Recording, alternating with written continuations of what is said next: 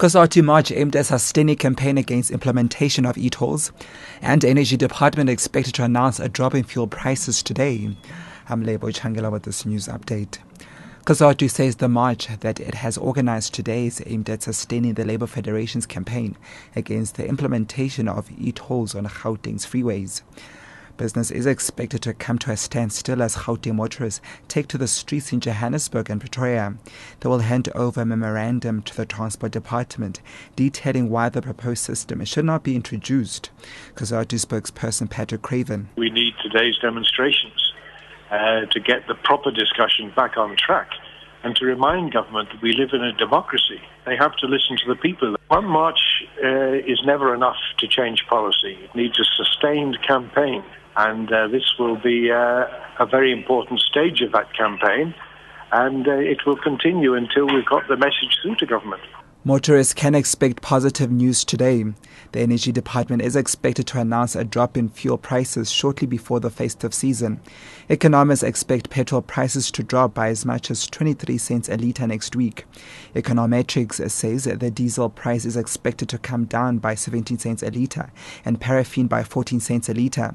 Econometrics economist Laura Campbell says the decline in the fuel prices is not much considering the increases during the year. We've seen Brent crude oil prices increasing recently, and this is on the back of supply concerns due to current political tensions in Egypt, as well as an expected increase in demand due to an improvement in Europe's economic outlook. However, the expected decline in the petrol price in December is expected to be around 23 cents per litre, which isn't as great as it was when oil prices were trading below the $110 per barrel mark.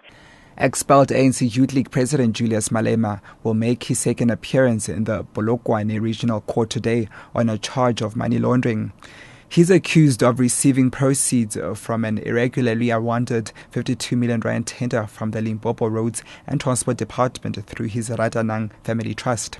Security has been beefed up with roads cordoned off with barbed wire as thousands of young people that attended a night vigil in support of Malema are expected to make their way to the court.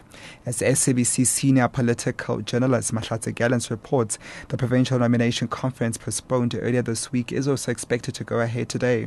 It's a busy day for the ANC in the province as they split focus between Malema's court appearance and the nomination conference for the ANC leadership ahead of the elective Mangaung conference. The provincial executive wants to replace President Jacob Zuma with his current deputy Kgalema Motlanthe. Here, Malema's legal woes are seen as politically motivated to silence him. The provincial and youth league leadership is expected to attend Malema's court appearance. Thousands of youths clad in party t-shirts are still at the night vigil organized by the Youth League, and anti-Zuma songs are dominating. Mahlatse Gallants, SABC News, Polokwane. And Archbishop Emeritus Desmond Tutu and two other Nobel Peace Laureates have written to the Norwegian Nobel Committee in protest at its decision to award the 2012 prize to the European Union. The continental bloc is clearly not the champion of peace that Alfred Nobel had in mind when he wrote his will. Northern Ireland's Mairead Maguire, who won the prize in 1976, and Argentina's Adolfo Pérez Echeverría, who won in 1980, have also signed the letter. 18 European leaders have accepted an invitation to next month's ceremony, while 6 others, including British Prime Minister David Cameron, have declined.